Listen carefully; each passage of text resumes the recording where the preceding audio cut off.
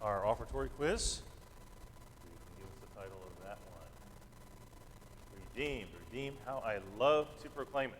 And so let's do that. Let's carry out that theme and action by proclaiming his name and telling others of his great redeeming work in our own life and what he has already done and makes available to them as well. Our song of the month, one of the reviews of the song of the month will be Here I Stand. I better get my folder because otherwise I'll have to turn around and sing backwards. Here we go.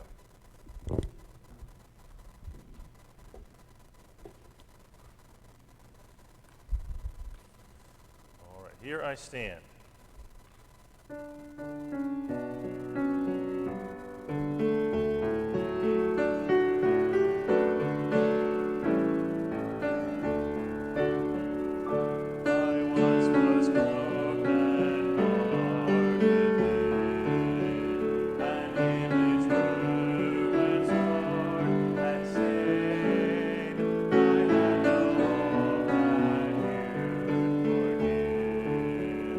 Sin that caused your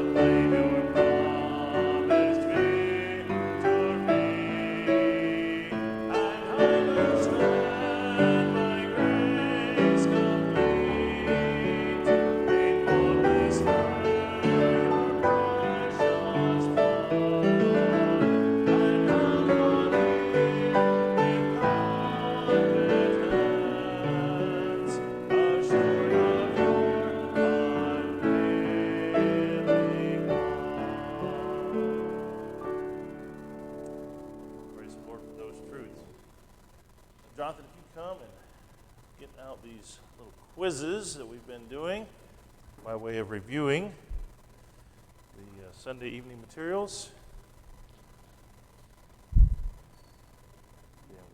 Pastor's been going through the matter of theology proper. And not to be contrasted with improper, but to kind of narrow down our focus. There's a lot that we could talk about with regard to God in the Scriptures, but this focuses us into the study of God Himself and His person and His attributes. And so that's where theology proper takes us. And we've been working through the last couple of weeks the existence of God.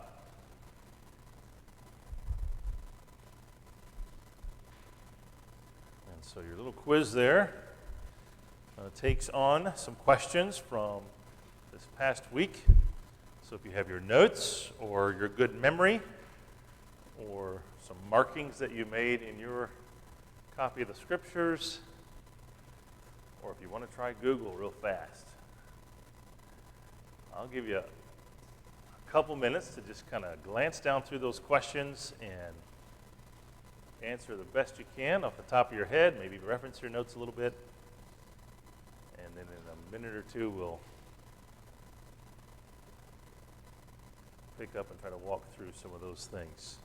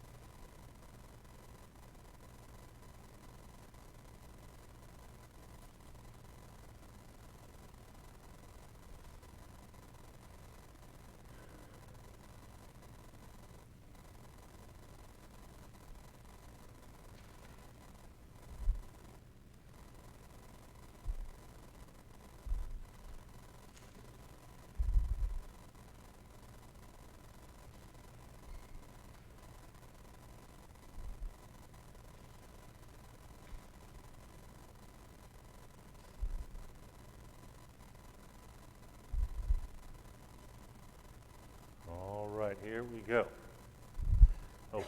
Hopefully some of those things sounded familiar, all right? And you're able to pull up some of the answers. We'll kind of work through them together and trust be able to recover some of the things that we looked at on Sunday evening. That first question, true, false. The Bible begins with an assumption of the existence of God and continues to declare the person and works of God without attempting to prove His existence. What do you think about that? True or false? All right, seeing some thumbs up and hearing some true. All right, and it does. What's a passage that would kind of indicate that for us?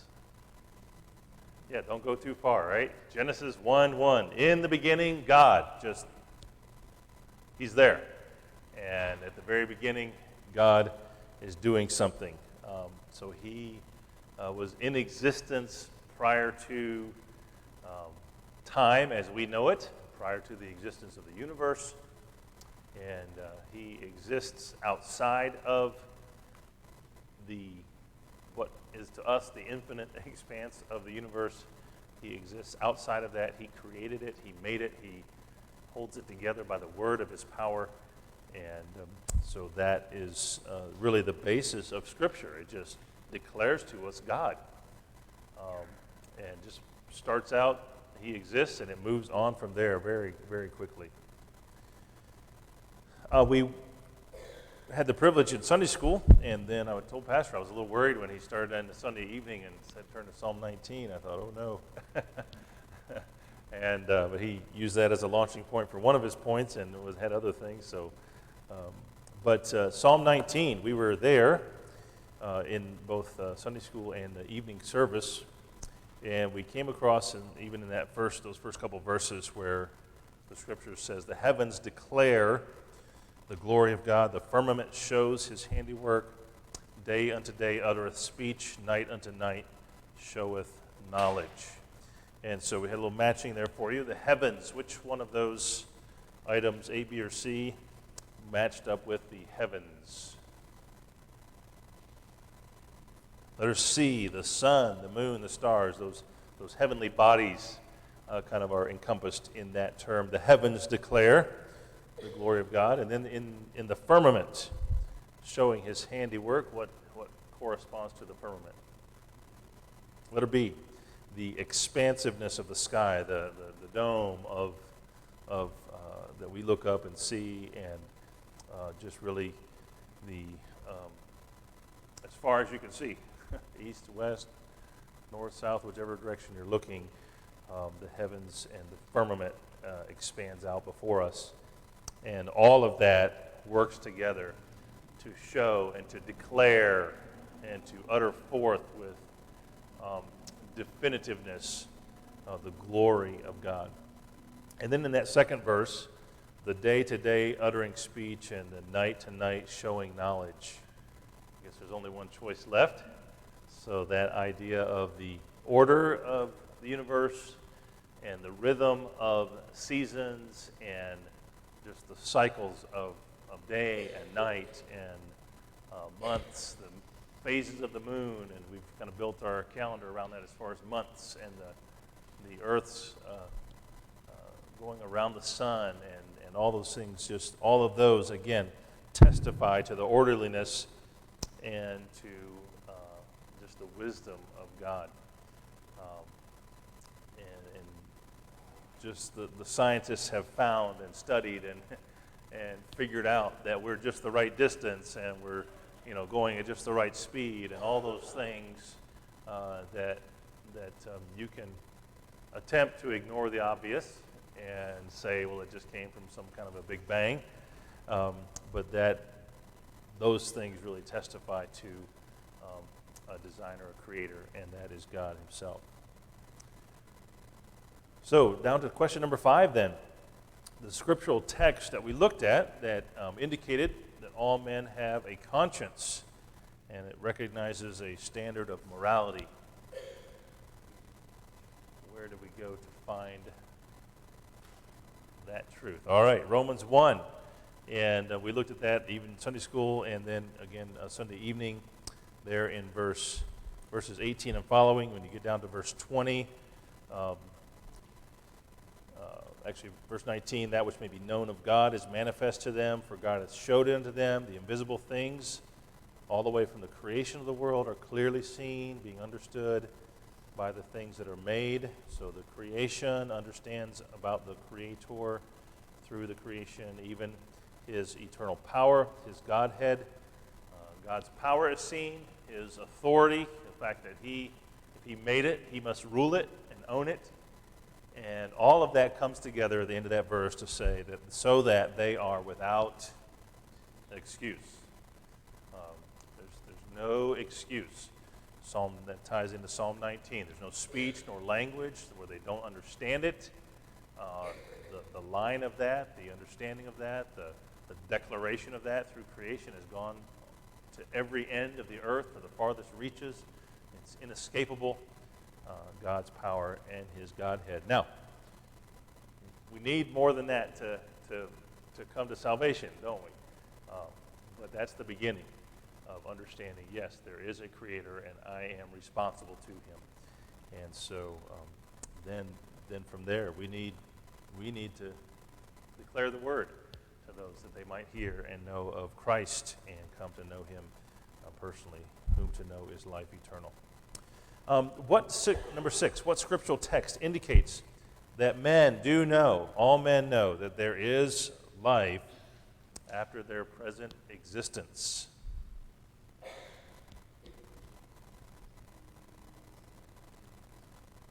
Okay? Romans 5-ish. It's appointed a man wants to die. After this, the judgment. All right? That certainly is a declaration of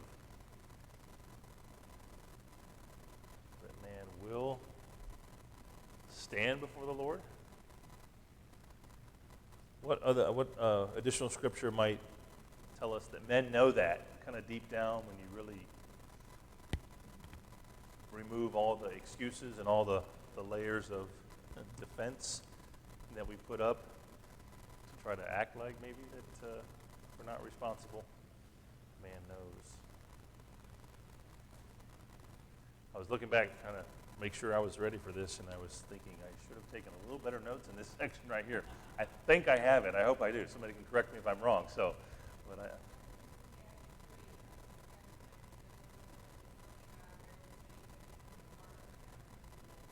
okay, all right, okay. They have it written in their hearts.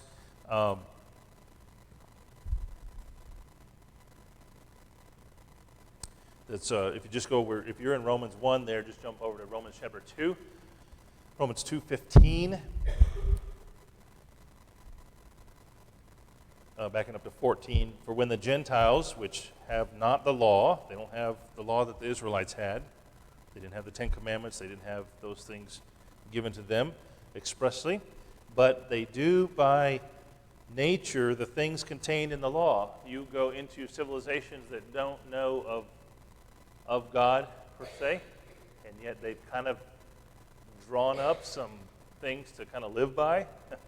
And in most, all of those, there's some kind of understanding that eliminating another person's life is not a good thing. Whatever they have set up with regard to marriage, and even some of those groups would understand a multiplicity of marriages, and yet at some point there's a line drawn. These are mine, and you crossing over into my territory with my wives or my husband or whatever, there's something that is identified as adultery in those civilizations, in those groups. And so they don't have God's law. The commandments may be given to them, the Gentiles, but by nature they're doing things that are contained in the law. These having not the law or law unto themselves, which show the work of the law written in their hearts, their conscience also bearing witness, their thoughts, the meanwhile accusing or excusing one another. So those things tie together, even verses 5 and 6. Questions number 5 and 6 that would tie together in both of those there. All right. Any other text that indicates what was what you said? One in Ecclesiastes 3. Does anybody have the other portion of that reference there?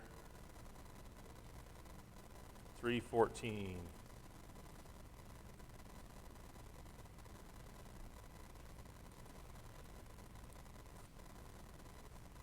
I will get there. There we go. I know that whatsoever God doeth, it shall be forever. Nothing can be put to it, nothing taken away from it. God doeth it, and men should fear before him. That which hath been is now, and that which is to be hath already been, and God requireth that which is past. Might be getting the right one there.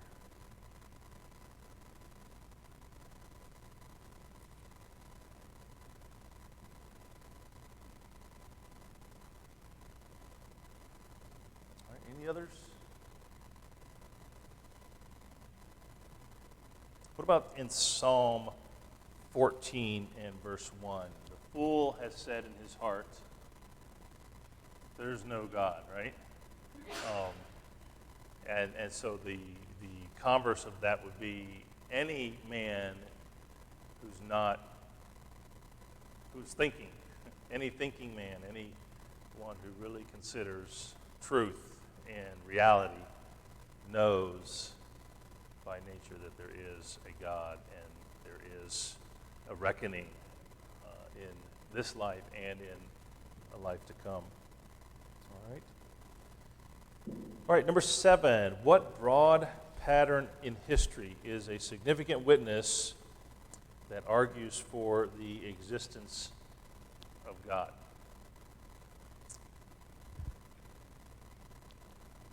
All right. There's a particular nation that keeps showing up. And sometimes there's a gap, but they're still there. And God has chosen to set his name on that group of people. He did it a way long time ago, and that is witnessed to throughout the scriptures then. We see God's dealings with his people, the Israelites.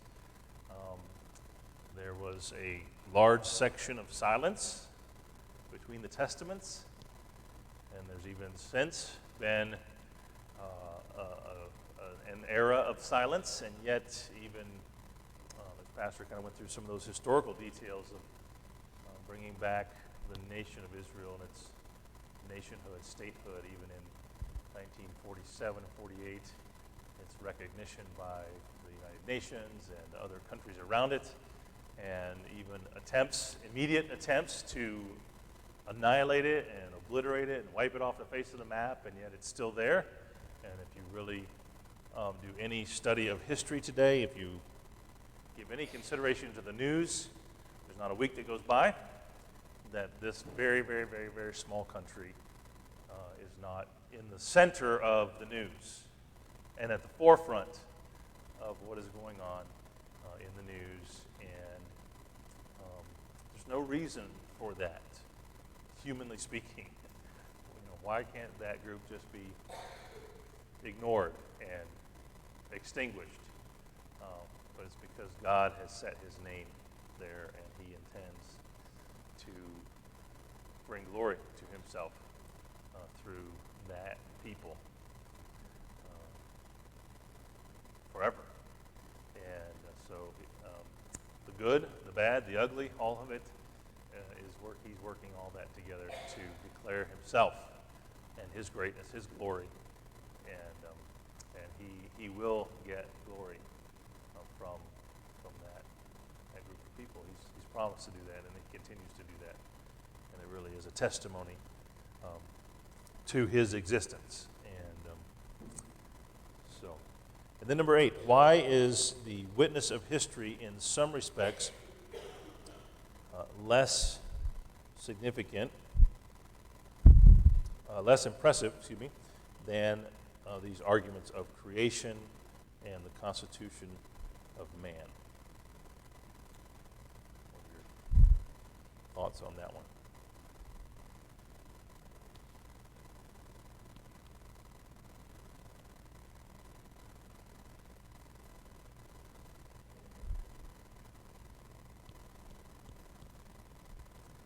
It's the trick question of the night.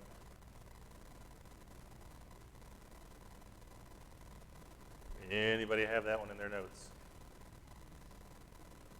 A hint?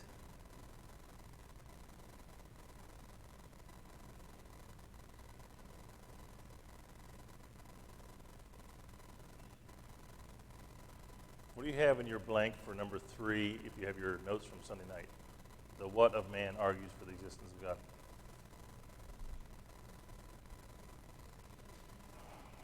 The history of man. Okay. And then he talks about the witness of the history, in some respects less impressive in terms of impact than creation, the constitution of man. And when you look at the broader, lasting trends in particular, you see the hand of God. Okay? So we can see God's hand in history, and yet why is maybe that less impressive than creation and even our constitution as a man, as human? Pardon? Okay, history is sin-filled. We're sin-filled. Our nature too. Creation, the fall.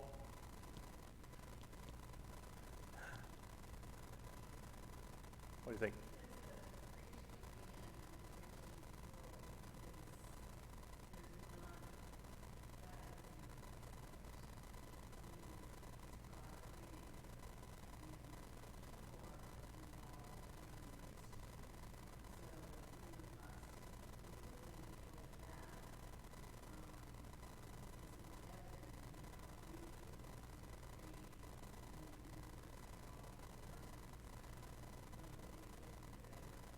Okay.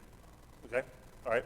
Yeah, you might be able to say that with history, you might could account for some of those things in other ways if you understand Scripture and you understand the plan and purposes of God. You know that He's working all those things. But the creation of man by a direct act of God, and the fact that we are made in His image.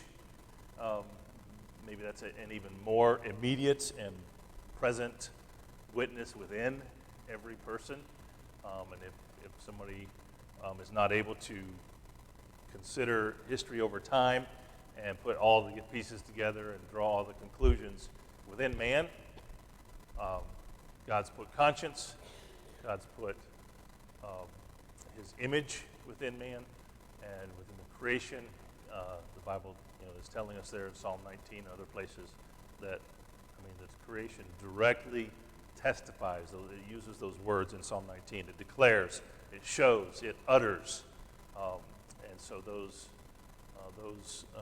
maybe are just a little more immediate and a little more right in your face, so to speak. So those would be some good thoughts that way. Anyone else have something to add to that? All right. Okay. So those are kind of some review of the things. Hopefully we got them all right. And hopefully those continue just to impact us in the ways that God intended them, really, for them too. The creation just really impacting us of God's existence, just declaring it to us, shouting it to us over and over and over again. Can't get away from it. God's image in man, again, knowing that He made us and gave us a conscience that just continues to declare to us even what He's put on our hearts. And then as we look around us and seeing history, we can see His hand and His existence there as well. All right. So Dennis, I think I'm going to forego that additional item there, so don't worry about that. I think it was probably going to be me that had to fix that anyway. So, all right. Let's from there, let's take our prayer sheets, and if you need one, there's some extras up here. The last shot at June, so if you need any of these.